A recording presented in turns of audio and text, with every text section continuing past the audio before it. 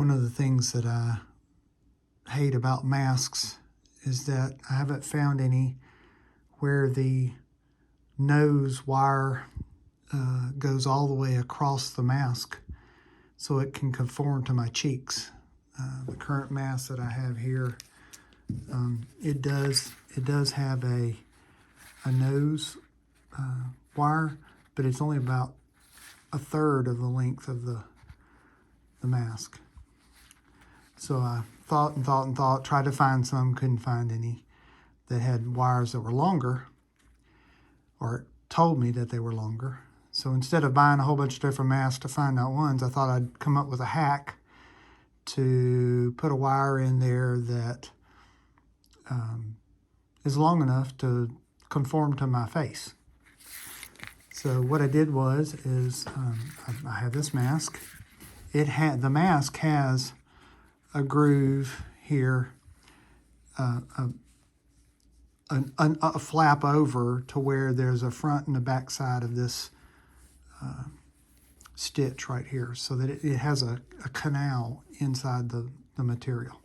Okay, I've got a pair of wire clippers.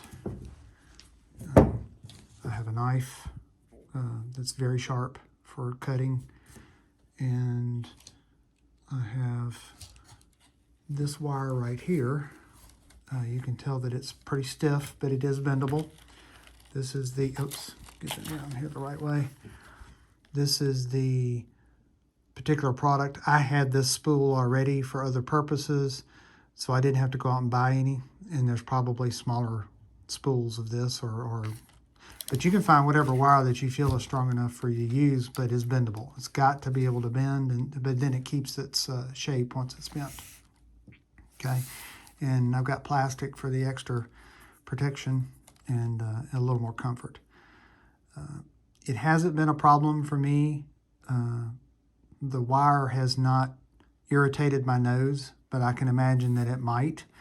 You might be able to glue some cotton over the wire to give it a little more cushion, but you can't make it real thick or it won't do what I'm trying to do with it. So what I did is I took the inside of the mask and I sliced using this knife right here and cut very softly a slit to where I only went through the back side of the material and to get into the canal portion of the material. And I then stuck the wire all the way through. And also don't make the slit at the very end. And I'll show you why in just a minute. Make it about a quarter, half inch from the end of the thing. So I stuck it all the way through, and I put it in front of the wire or the back. It doesn't matter. There's that wire. I can put it in front or back of it. I tend to put it, I'd say, in front of it. Push it all the way till the very end. So it goes to right here. Okay. Then cut the wire about halfway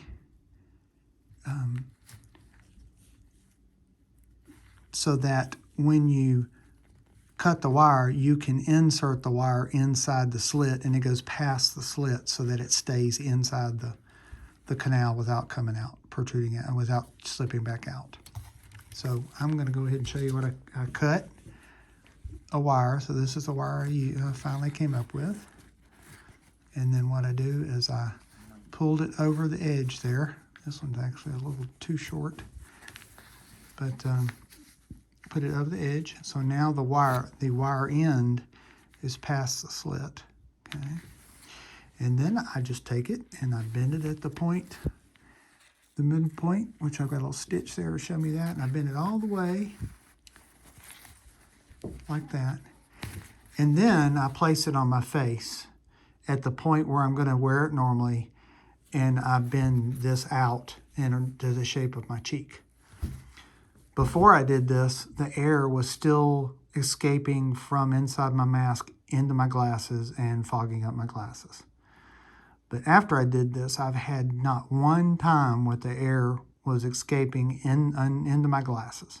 Now, The side effect of this is I've noticed that my mask, especially when I'm breathing hard, doing something that requires me to generate a lot of heat in my breath, my mask does feel just a little bit warmer than normal. But again, there might be some other things that you can do to alleviate that. But right now, that's what I did. And I hacked it, and I'll never worry about the mask not fitting anymore. And I've done it to all three. I have 3 masks, and I've done it to all 3 of my masks.